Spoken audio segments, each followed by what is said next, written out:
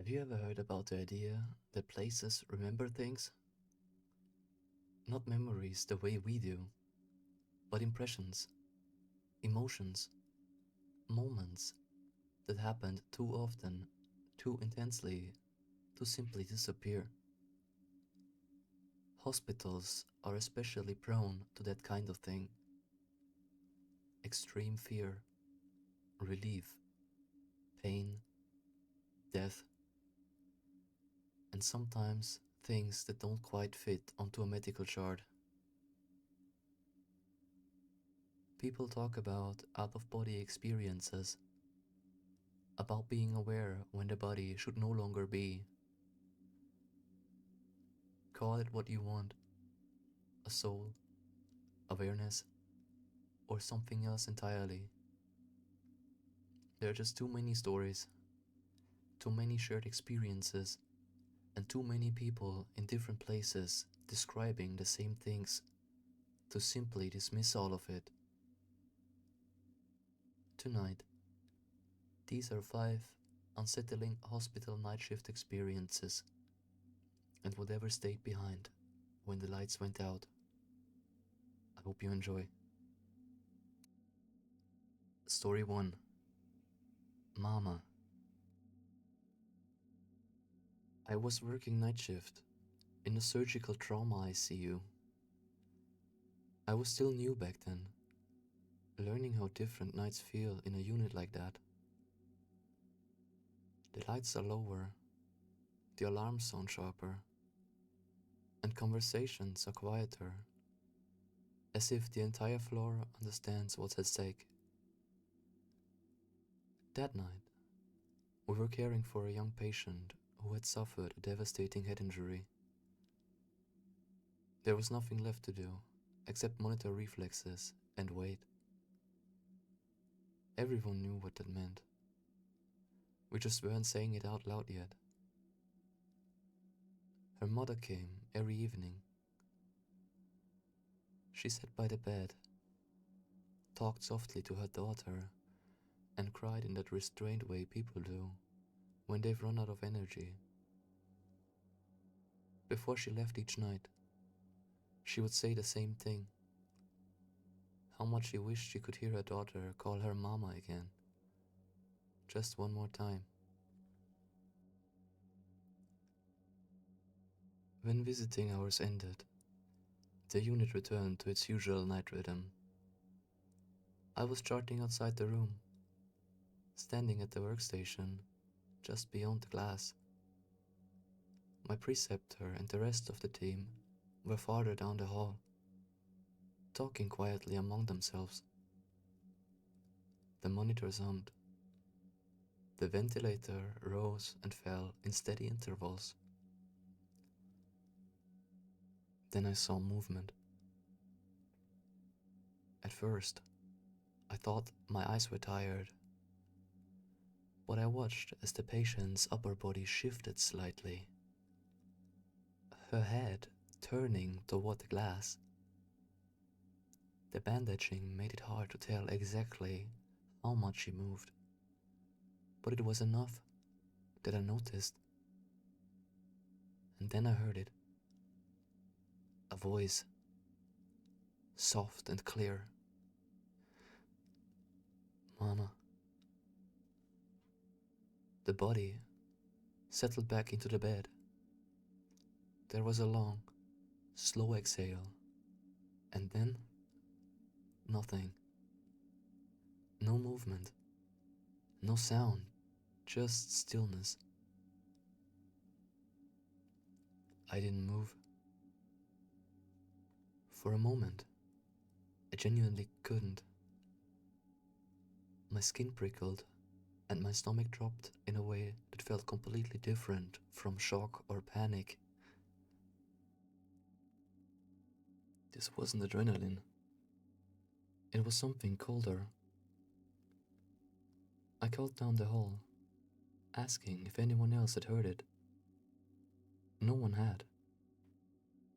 They looked at me, confused, and went back to their conversation. Later, I went into the room to reassess reflexes. Everything had changed. They were gone. Completely absent. The work continued. Protocols were followed. The night carried on. I've been told since that exhaustion can do strange things. That hearing something like that can be in your mind, filling the gap. The stress and empathy blur reality. Maybe. All I know is that I didn't feel emotional until after it happened. And I've worked many night shifts since then. But I've never heard a patient say something they weren't supposed to be able to say again.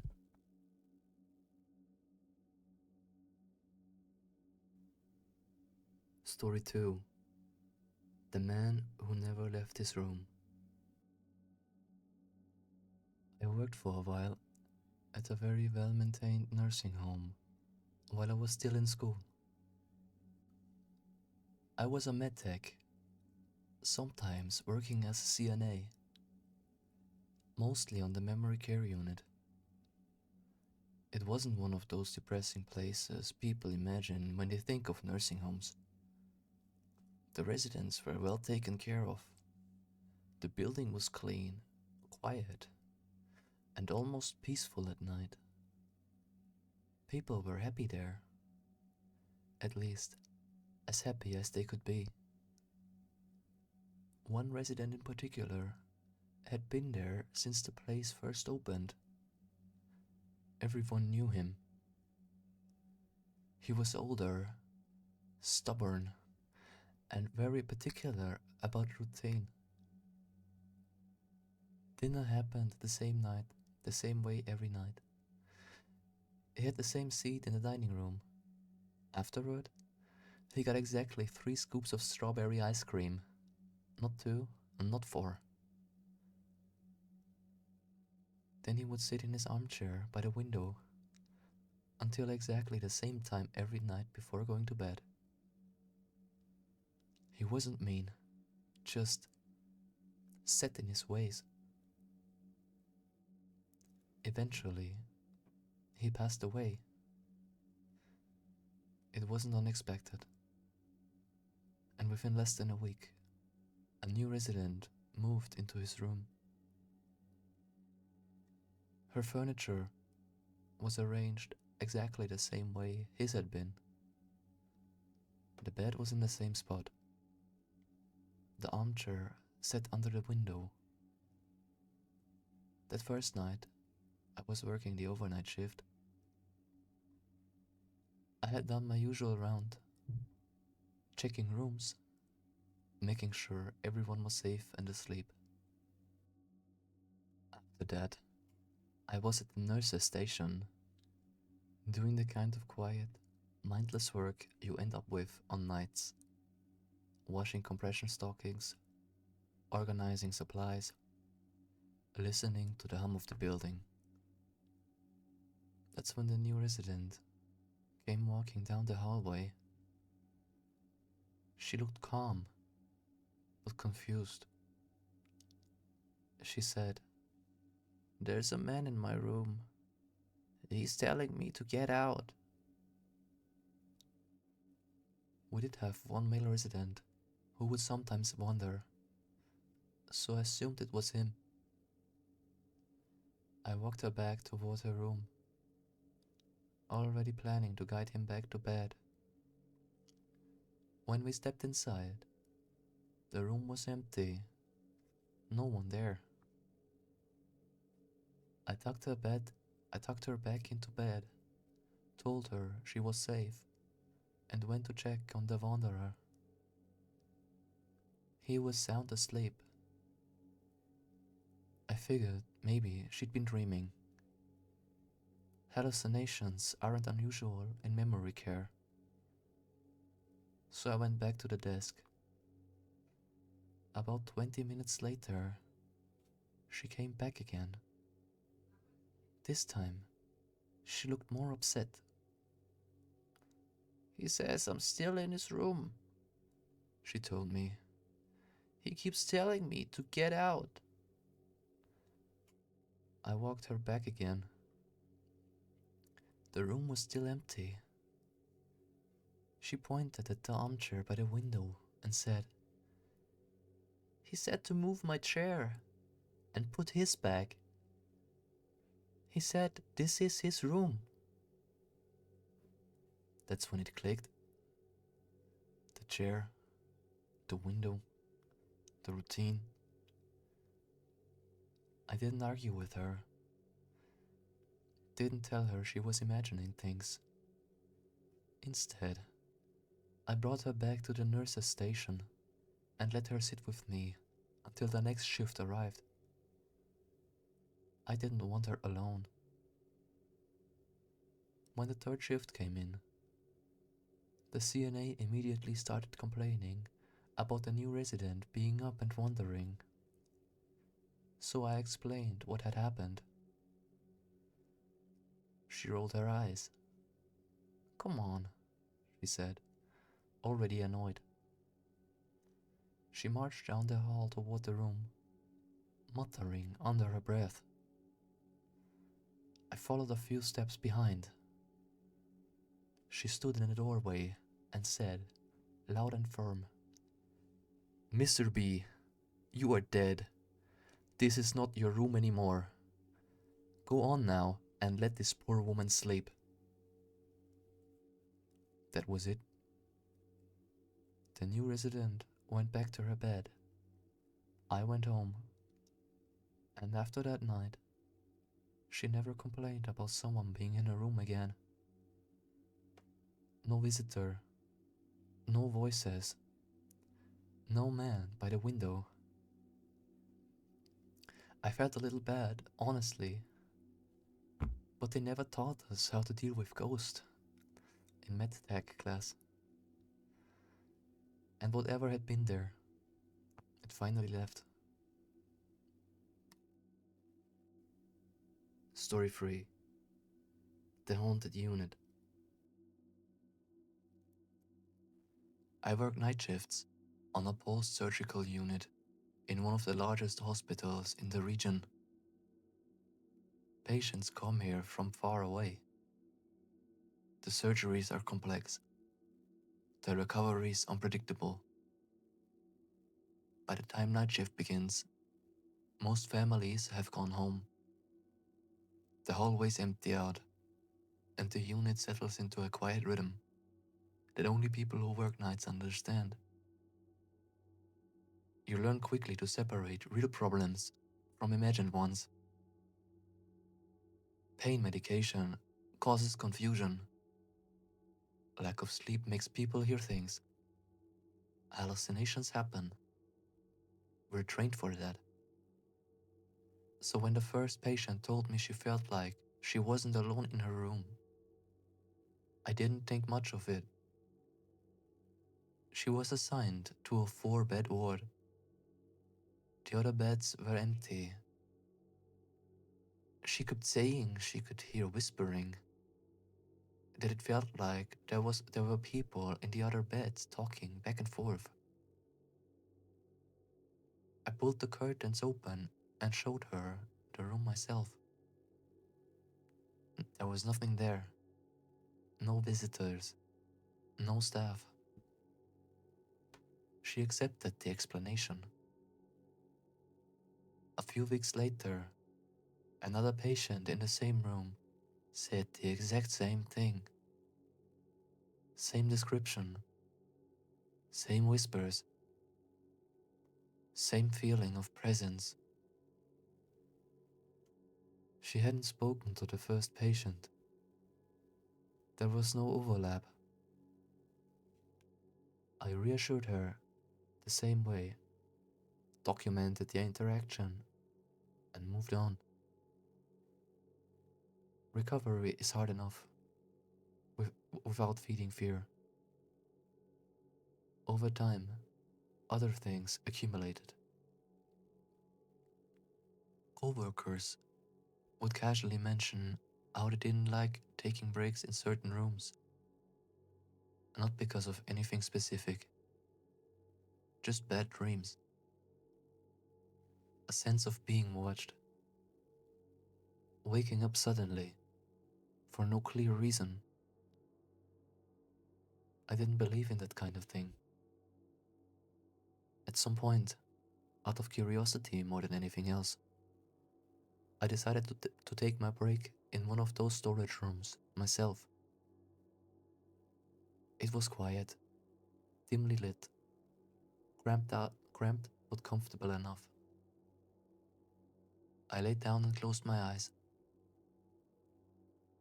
That's when the dream started, or what I thought was a dream. I remember waking up and feeling certain I wasn't alone. I could sense something in the corner of the room, not moving, just present. I tried to turn on the light, but it didn't work. I went to the door. It wouldn't open. For reasons I still don't understand. I laid back down.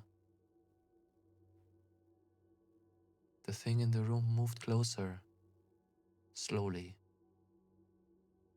disappearing, then reappearing closer than before, hovering, watching. I couldn't move. I was aware of my breathing, aware that my eyes felt open, aware that I was trapped inside my own body while something stood over me. It felt like hours. Then I snapped out of it.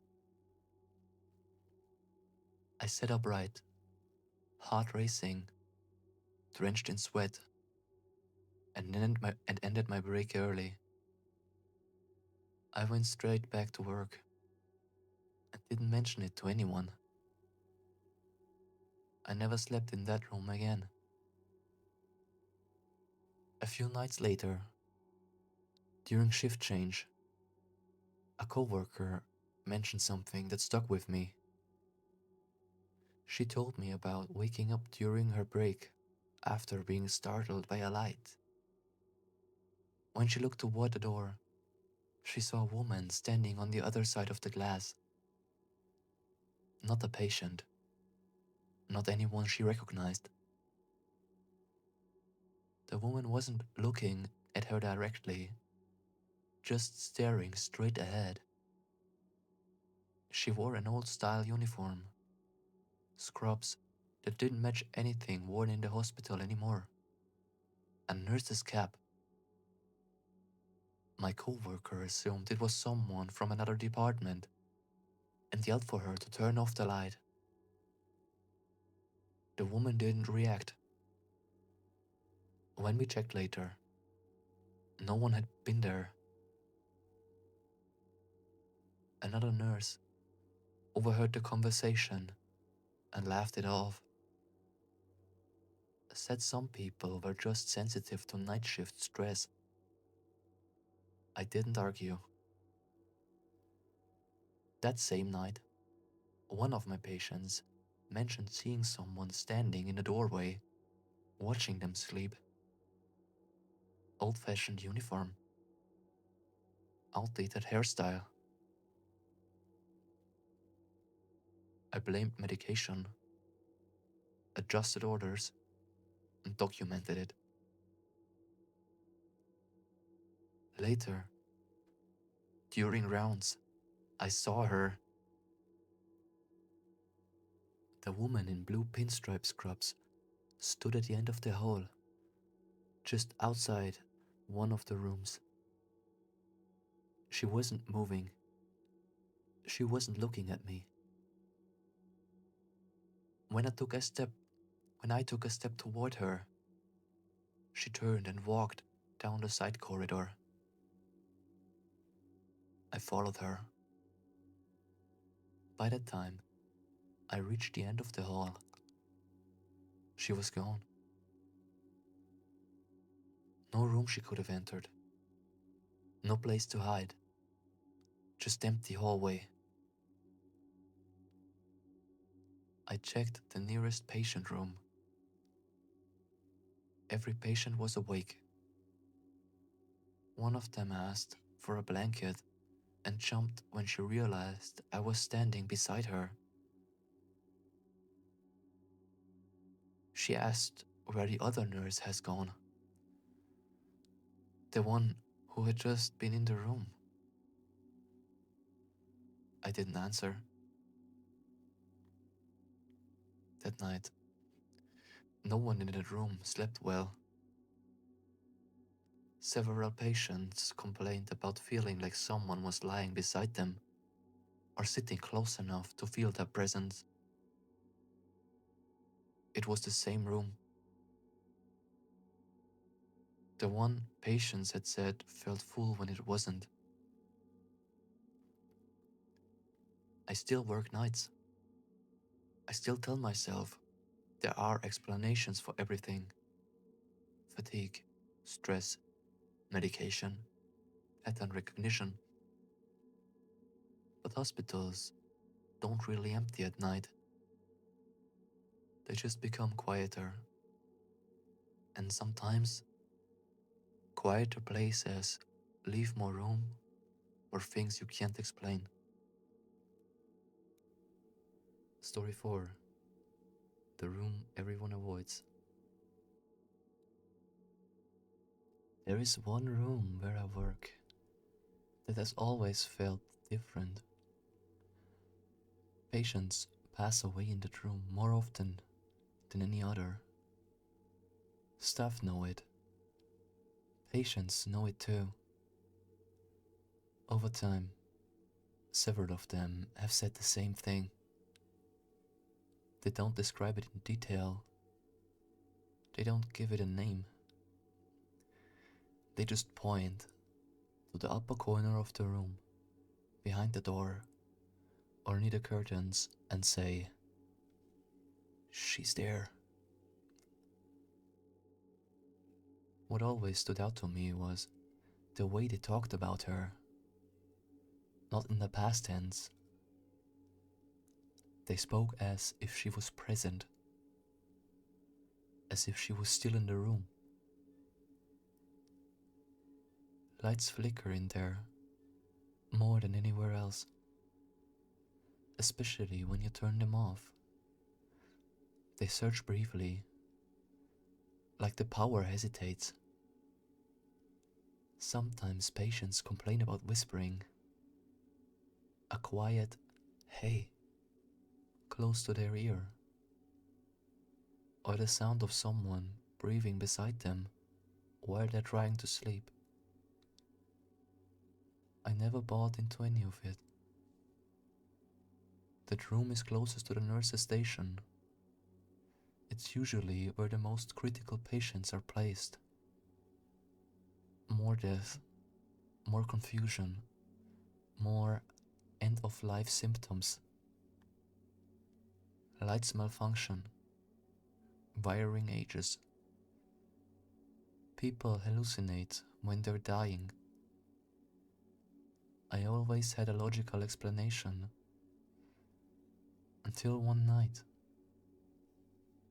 when I was making rounds at 2:30 in the morning. When I passed that room, it was empty. Lights off, door closed. Nothing unusual. About half an hour later, around 3 a.m., I passed it again. The door was open, about 2 feet. The bedside lamp was on. The curtain was pulled around the far bed. Through the curtain, I could see the silhouette of someone standing there. My first thought wasn't fear. It was annoyance.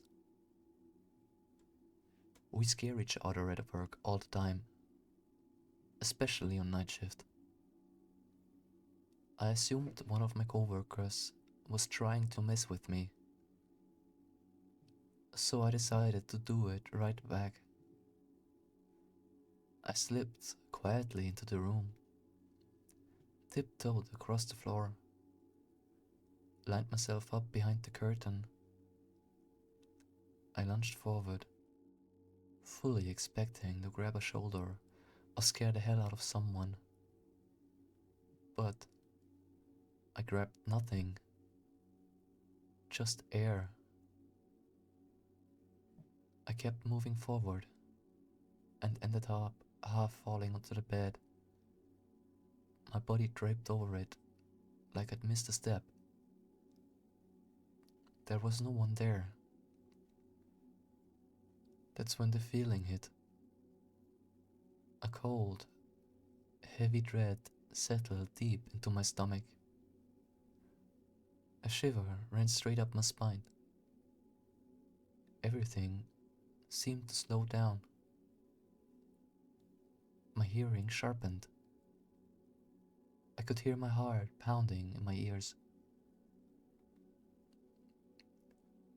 It took effort to turn my head toward the bathroom. The lights inside was off. Then it fluttered, not fully turning on, just pulsing, like it was trying to wake up. That was enough. Time snapped back into place and I bolted out of the room, straight back to the nurse's station. My co-workers were there, charting and laughing. When I told them what happened, they laughed too. They assumed I'd scared myself. They assumed I'd scared myself or fallen asleep standing up. We walked back together to the room. The bedside lamp was still on. The curtain was pulled, hanging crooked where I'd yanked it. The bed covers were thrown open on one side, like someone had just stood up and left. The bathroom light turned on perfectly fine. They joked that I'd had a night terror. I didn't argue. Now, I joke about that room too, saying things like, "Not today," or "I rebuke you," or the classic, "The power of Christ compels you," half laughing when I walk in. But underneath the jokes, I still don't like being alone in that room. And deep down, I don't think I ever really stopped believing something is there.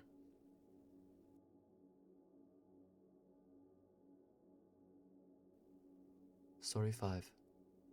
The chapel in the hospital. This happened during one of the hardest periods of my life. My mother had been seriously ill for a long time. The kind of illness that doesn't come with optimism or timelines. The kind that turns hospitals into a second home. I stayed with her as much as I could. Appointments, treatments, long nights where time felt stretched thin. Most nights, I slept in the chair beside her, never wanting her to wake up alone. That particular night, she had finally fallen into a deep sleep. It was late, well past the point where the hospital feels alive. Lights dimmed, hallways empty, the world reduced to quiet footsteps and distant machinery. I decided to take a short walk, just to clear my head.